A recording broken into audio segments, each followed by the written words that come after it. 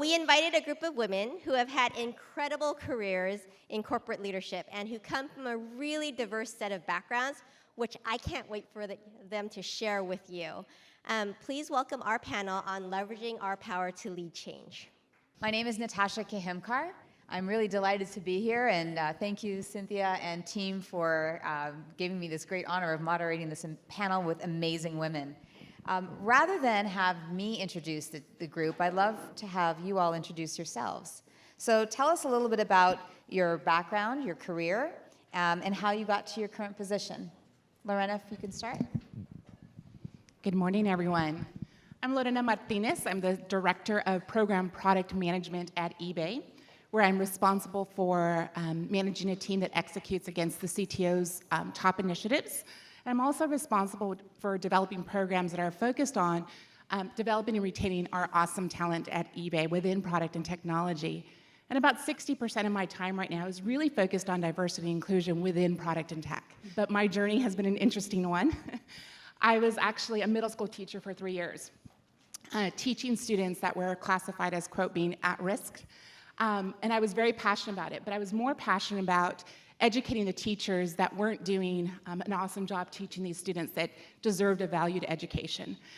And it took one person to open a door for me, and I had met a woman who was a substitute teacher that made the transition into the corporate space. And she says, it's 1999, might seem like a long time ago to some of you, and the valley is booming and we need corporate trainers. And I said, what the heck is a corporate trainer? Well, you'll just teach adults versus teaching kids. And my dad said, Lorena, you have to take a risk. You have to do this for yourself. And at some point, you'll be able to pay it back to these kids that you're working with today. So I took the leap into the corporate space as a corporate trainer. I found myself leading technical training organizations, leading program management offices, product analytics, and just moved and built my network of amazing women and champions who opened doors for me, not only at Covad, which is where I started my career in the corporate space, but Seagate and Yahoo, and now at eBay. So the VP that hired me at Yahoo is now at eBay, and her and the CTO were looking for someone to solve a really complicated problem. And so they brought me on board about 2 years ago. My anniversary is coming up in 2 days. Great. Hi, I'm Lori Kornmesser. I'm delighted to be here. This is my first time being at this conference. I am the Vice President of Channel Sales for an IT company, and I'm also the board member of WGLI, who's also here today, Diana, somewhere in the room, which is a great organization. My background is I was born and raised in California. My mother's African American, my dad is not, even though we try to convince him that he's not, he still kind of thinks he is, but that's okay. So I grew up with kind of a different lens in the world, right? Kind of looking at the world through two different lenses. And that's been my honor and my privilege to do that. I've been in sales and marketing for the past 23 years in the Bay Area. So for me, I sit here today not because I'm especially talented or I'm blessed or I'm lucky, but because of persistence and because of the fact that I set out to do something and I stayed really clear about what it is I wanted to do and who I wanted to be. So that's how I've arrived here. Thank you. Hi, my name is Natasha Ligay, another Natasha. I don't often meet another Natasha. So, and I see some fellow Logitech people there, so thank you for your support. I lead a corporate development and strategy group at Logitech. It's a very large group of 3 of us. And in our role, we're responsible for mergers, acquisitions, investments, and corporate strategy. For those of you who know Logitech, it's a multi-category company. We're in very many different consumer peripheral categories. After college, my career has been kind of, I would say kind of a standard corporate progression. I mean, I was in a middle market investment bank after college at Ernst & Young and then McDonald Investments. Then I went to business school. After business school, I was at Bain & Company doing strategy consulting and then came to Logitech. But I would say maybe what is unsaid throughout my career is I actually grew up in former Soviet Union. I grew up in Tajikistan. And so I came here by myself, so my family actually still lives in Russia. So as an exchange student who came to Cleveland, Ohio, which is not a very diverse town, being of Asian descent with English being a second language, I think there was, to talk about the hard work, it's like there's always this persistent that I had to constantly prove myself because my English wasn't perfect even when I started the job, and I was always the quiet one because I was hesitant to speak up because of my English. And so there was always this insecurity in me that I'm not quite American. So I think and that's where my journey's been, although I think on paper it's kind of followed a pretty standard route to Logitech. So, and we can talk more about it. Thank you. Thanks. Good morning, welcome to Medallia. I actually work here, so I'm happy to see you all here. My name is Vandana Hariharan, and my current role is Vice President Finance here at Medallia for the last 3.5 years. Gosh, my journey. So, very much like you, I was in Illinois as an immigrant student. So I picked up my bags, 2 suitcases and a scholarship, and I landed in the US for school. I didn't know very much about it, but I knew that I wanted to be here, and I was excited, and little did I realize the decision that I had made. It was cold Illinois, University of Urbana-Champaign, and sort of went from there. Figured things out, figured out how to get assimilated culturally. Thankfully, I had the English language, so that was a little bit easier. And graduated and started my career actually at GE Capital in Connecticut. And GE picked me up and basically put me through a leadership program in finance for 2.5 years. And so I got to sort of experience corporate America, and that's where I learned how to be a corporate finance professional. And eBay called 2004, and I was with eBay for 7 years in various corporate roles. A stint in investor relations and fun things like that. Some lateral moves, so we'll talk about that later. And it was 2011, and a company that was trying to build itself and become big, Facebook, was an opportunity that came up. And so I joined Facebook, and I was with them for 4 years, helping build them out, the finance department, et cetera. And then Medallia called. And so all through my career journey, it has been about looking for opportunities to build. As I think back, it wasn't proactive, but when I look back at the choices I made, it was all about building from a clean sheet of paper. And that's been my career journey so far. Thanks. Thank you very much.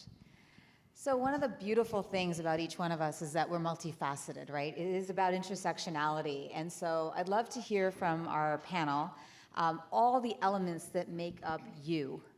So from my perspective and my background, I'm a Canadian-born Indian Jew.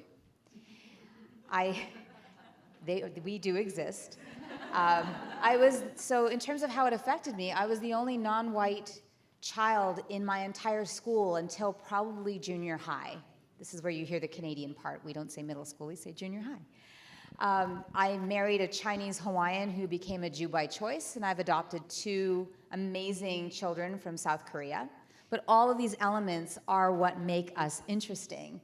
But we rarely get under the surface. We rarely know these things about people unless they start to share. So it tends to be part of our storytelling, right? So I'd love to hear from you, and we've already heard from a couple of you about your backgrounds, but tell us a little bit about the intersectionality in your lives.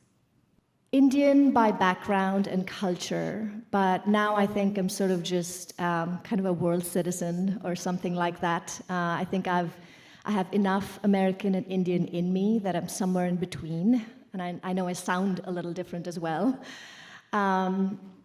Grew up in a liberal background, have a brother, and I think my parents always or never made a distinction between the opportunities or access to education that I had as a girl growing up.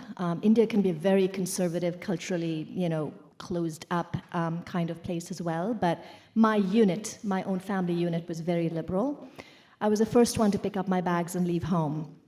And they supported me with that. It was never done. Girls didn't go. I think the bigger part of me also is I love what I do. I like my trade. And so I've stuck with it for 23 years, and that has made me a corporate finance professional that I like. And the last part is I sort of, trying to live my values, etc. I've always believed that what I am today is because of education and the access to education. And so to give back, my daughter and I just started a small nonprofit just this year to help the kids back home and other places that are underprivileged. So those are the influences in my life. So maybe one other. Okay. You want to go? So for me, I'm the daughter of immigrant immigrant parents who came from Mexico when they were 7 years old. So for the most part, they were educated here in the United States, but built a very strong community within the Mexican community in San Jose, California, where I was born and raised. I'm one of 4 girls, so for those of you that have a similar background to me, you can probably imagine that my father was consistently asked, "Don't you want a boy?" And him quickly responding, "I don't need a boy." I have 4 amazing women who play football and do all the stuff that you may stereotypically imagine boys to do. We did it all with my dad. He was an advocate of education from the start, being a migrant worker himself, and I'm probably gonna cry. Being a migrant worker, it was very important for him to make sure that we had a great life. And so college was never an option for us. Consistently, it was always, where are you gonna go to school? And where are you gonna go to school? So we had a great, great family, a great community. Most importantly, I am a mother. I'm a mother of a 15-year-old girl who we just had a quinceañera for. Yes, thank you. September 16th. Whew, I'm still recovering. But for us, it's very important that we build in her the values of our community, and that we also focus on education with her. Here's the deal. Like, sometimes we think life is fair. If we work really hard and we show up and we do a great job, that somehow miraculously everything's going to work out. That's not the conversation that was had in my house. The conversation that was had in my house was, you can be anything, but life is not going to be fair, right? So what that meant was, don't walk around with a chip on your shoulder, right? Don't walk around thinking that you have to come into the room, but make sure you show up well, make sure you're smart and educated, and know that you're going to have to ask sometimes along the way. And I was never afraid to ask. You know, I'd love to hear from you, Natasha and Vandana, about the biggest challenges you faced in your careers as ambitious women of color and getting to where you are today. Biggest challenges. My first job was in investment banking in Cleveland, Ohio. So I was the only, I was one of 3 women in a 105-person investment banking group in Cleveland, Ohio, and I was the only Asian in the entire division. Every time I would speak, my boss would say, you didn't pronounce "the" or you didn't pronounce So it created a lot of insecurity in me in terms of, like, how do I prove myself? Because obviously we're ambitious, we want to do well, but I was afraid to speak up because I was afraid that if I say something, I'm actually going to say it with an accent, or I might miss a word, or I might not build a sentence properly. So as a result, I was working really hard to prove myself through my actual work, through the physical work I was doing, the modeling I was doing, the pitch books I was building, the confidential memorandums I was writing, but I was always the one who did not speak in meetings. And that actually held me back quite a bit. And I think it took me a while to realize that at some point, I just had to try. You know, I think the theme that we talk about is perseverance, grit, and it's not fair, so you have to just keep pushing yourself.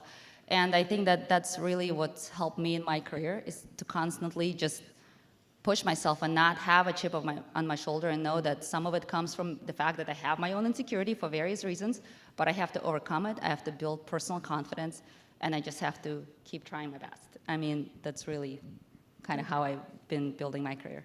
Thanks. Vandana.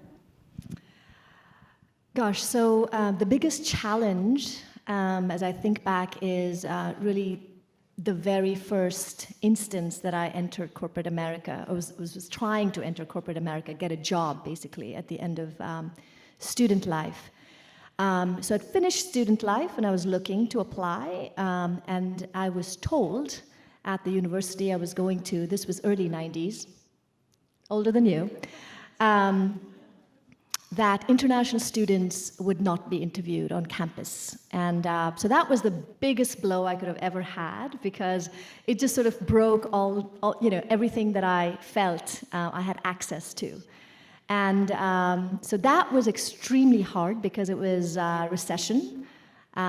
There were very few jobs to be had to begin with, and your best bet was to get a job when you were on campus.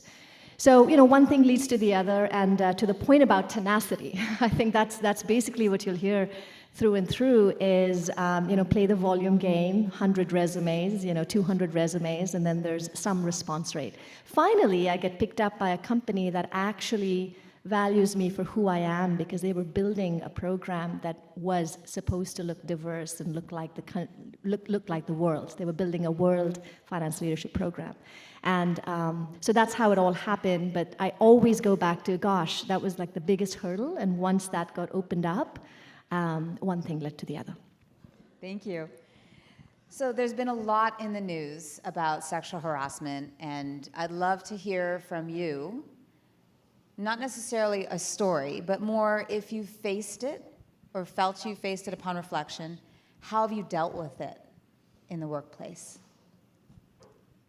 So this is a question that I can't relate to. I'll be honest with you. I hear about it a lot in the news. For me, I've experienced more racism than I have.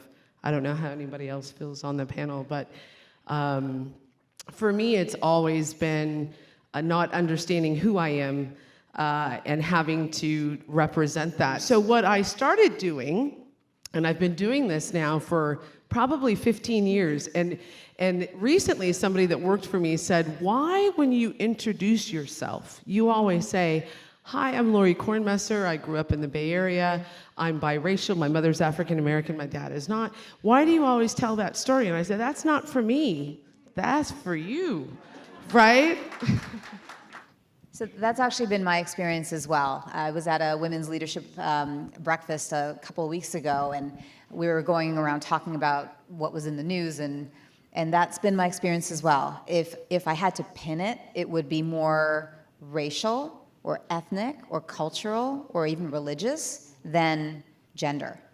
So it's, I think, an interesting nuance that we haven't fully explored, certainly not in the press. So one of the things that came up at last year's conference was that women of color often feel they're carrying a 30-pound backpack around, and that sometimes it gets heavier and sometimes it gets lighter. I'd love to hear from you, your experience. So Lorena, I wonder if you can start.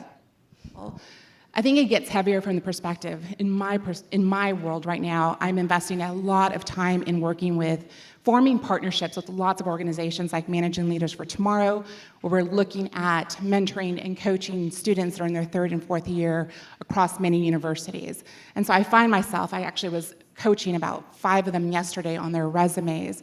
But how can I help them, regardless of whether I'm at eBay or Yahoo or wherever, but how can I help them just land the right opportunity?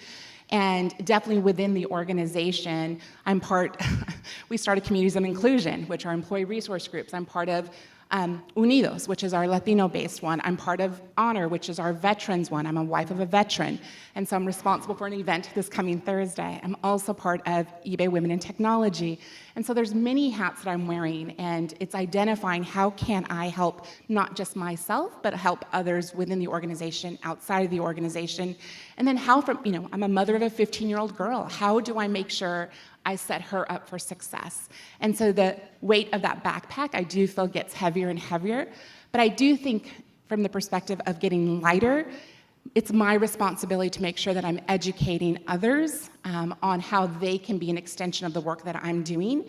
How can I delegate some of that work to make sure that it's not just me, but it's many people helping these students out. And like I talked about, I was a middle school teacher, so I'm on a mission to help those students out, who I think are now like parents, but others that are similar to those students in their situation, how can I help them? So again, it gets heavier, but with the education, hopefully it'll get lighter over time.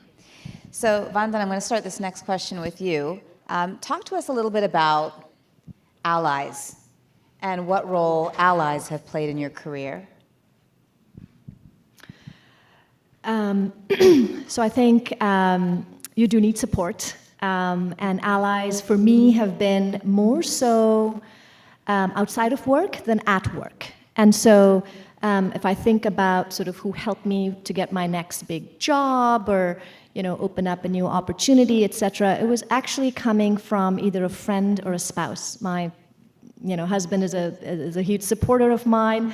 And a lot of times, he's the one that says, you should take that interview, should open that door, explore that. And so I think about that a lot, because somebody who knows you really well knows your potential more than somebody you work with for a short period of time. And at work, I've had some phenomenal managers in the past that have also been ready to, sort of say, now you're ready for the next thing. Good. And Lorena and Lori, I'll ask you to answer that same question about allies, but if you can also talk about what you've done to help other women of color, that would be helpful. Sure. Allies, which I call my crew, are important because you have to have people that are looking after your best interest and can give you straight talk. That's the biggest thing for me. I don't want to mix words. I don't want to mix words with people. Tell me what you think about this. And so I always find people that are really, straight in that way. And I try to identify kind of a mix of people, right? I want a female, I want a male perspective. I want somebody inside the company or outside the company. And I started Ixia 4 years ago, and I was the first ever channel salesperson that they had. So I had to build this organization. And I had an ally in the CEO and the COO. And that was important because I was pushing on things that they'd never done before. So how is that helpful? Because I can go to them and say, am I approaching this in the right way? How else can I be looking at this? And then at the end of the day, can I get your support to get this person to kind of turn the corner with us, right? So having a crew is really important, not only in work, but in life, right? I have people that I count on for career advice or personal advice or, whatever it is. What have I done for other women of color? Well, certainly I joined the board of WGLI, and Diana Ruiz is here today, who's done great work for that organization. And I mentor, I spend a lot of time mentoring young people, especially millennials, because I love their outlook on life. And, I come in with an agenda of what I want to cover like a teacher, and they wreck the whole thing the first 5 minutes I'm there. Because they want to talk about the weekend and who I am and what did I think about what was happening in the news. And I went, okay, all right, never mind. We won't talk about any of this stuff. But it keeps me sort of connected to, who they are, because they're going to be our next buyers and our next people in our workplace. And my daughter and my son are going to be in this environment at some point. So I think I just stay connected to it. So one of the things that I've always coached my team on is to know the difference between sponsors and champions. I don't know if you guys know the difference. Sponsors can definitely advocate for the body of work that you're currently responsible for, right? But they may not be one and the same. The champion's going to be that person that's going to help open doors and create opportunities for you. And knowing who those champions are, inside, outside of the organization, having a mix, definitely agree with what these women are saying. But definitely know who those champions are. There may not be a whole lot of them, but there are ones that you want to keep within your network. And so if you don't know who those champions are today, find them quickly, and have those transparent conversations. What am I doing well? What am I not doing well? And what can I be doing differently, right? Great, thank you. It's interesting you say that, because in the diversity and inclusion world, we've talked a lot about diversity. We talk about numbers. We talk about inclusion and making people feel like they're part of something. But we are now really getting deep into belonging. And I don't know how many of you have read Brené Brown's latest book. I'm in the middle of the audio book. Thank you, Audible. It's a lifesaver. But it has forced me to reflect a lot on belonging, what I've done to shape my own identity and how my identity has been shaped, and what I can do to help others feel like they're part of something bigger and feel that connection. And that connection is so personal. And so on that personal note, I'd love to hear from you as we move into the next stage of the conference today with our mentoring tables, what advice do you have for folks in the room? What's one piece of advice that you'd like to share? Yeah, I think you started the conversation, which was, I think once I've gotten to a certain level, I think we have the ability to stick together. And what does that mean? When I was growing up, my mom said, when you see another African American person, acknowledge them because they're trying to decide where you are, right? And so that's the deal, right? So acknowledge each other in the room. If you're the only females in the room, acknowledge each other. And I often, now that I'm at the level that I am, when I'm in meetings, I acknowledge the female in the room. I acknowledge the minority in the room. I acknowledge the youngest person in the room. And why? Because they may not have a voice. And so I want to make sure that I do that, because I sat in a lot of meetings where I didn't have a voice or the confidence to do that. So I think sticking together, and I would just say, confidence is really important. Confidence is probably just as important as competence. And sometimes we don't always have the confidence. And so sometimes you have to kind of step into it and kind of fake it a little bit, right? I'm nervous, all that chatter in your head, but put it in your backpack. I guess that everybody's carrying these 30-pound bags. Put it in the backpack and realize I have to go out and show up and be pretty and wear nice shoes and be brilliant and stand out. So I've got to park all this noise so that I can do those things. So that would be my advice. Yeah, I think I spoke about confidence quite a bit. So for me, that's really been a turning point in my career, having confidence. I guess to add to that list, I would say maybe it's also acceptance. Like, you just have to accept that certain things in life are going to be there. The biases are going to be there. The maybe people not hearing women speak in the room will be there. And there's certain things you can't change, so you have to accept it. Just like we're talking about work-life balance, you just have to accept that there's certain, and then you have to work within that. What can I do to overcome that, or what can I do to still move forward? And I think for me, like, accepting that I'm not going to build a perfect sentence, I'm still going to be nervous every time I speak in front of people, I think, but that doesn't mean that I'm not capable of solving a problem. It doesn't mean that I'm not capable of performing a good job. So I think you have to accept there's certain things you're not going to do perfectly well, but that doesn't mean you're incompetent, I guess. And that's how I've built confidence. So as I think about career opportunities, and as you think about your own career journeys, I would say seek cultures where you can thrive. There are amazing companies where you walk in, Medallia is one of them, where you identify with the culture, you feel great, you feel like you can thrive, you can be your best self, and your skills will be appreciated, and you don't have to fight these barriers. I guess I'm sort of saying path of least resistance, but it's fun. And then you'll love your career, you'll love who you are, what you're doing, and there's plenty of great companies and opportunities out there where the cultures are fabulous. And so seek those out, and you'll have a great time in your career. So one of the traditions on my team during our staff meeting is we start every 5 minutes with the fail of the week. What is your fail of the week? So on top of everything else, I would say don't hesitate to take a risk. Personally, professionally, taking risks means you're trying new things, you're exposing yourself to new opportunities, perhaps you're meeting new people, trying new things, and it's okay to fail. From failures come learnings, right? And if I think about the risks that I've taken, I went from being a middle school teacher, interviewing with a teaching portfolio in a high-tech company. Probably too big of a risk, but the risk paid off. So I would say take risks in life. It's okay. Share your findings with your champions and have them give you feedback on that.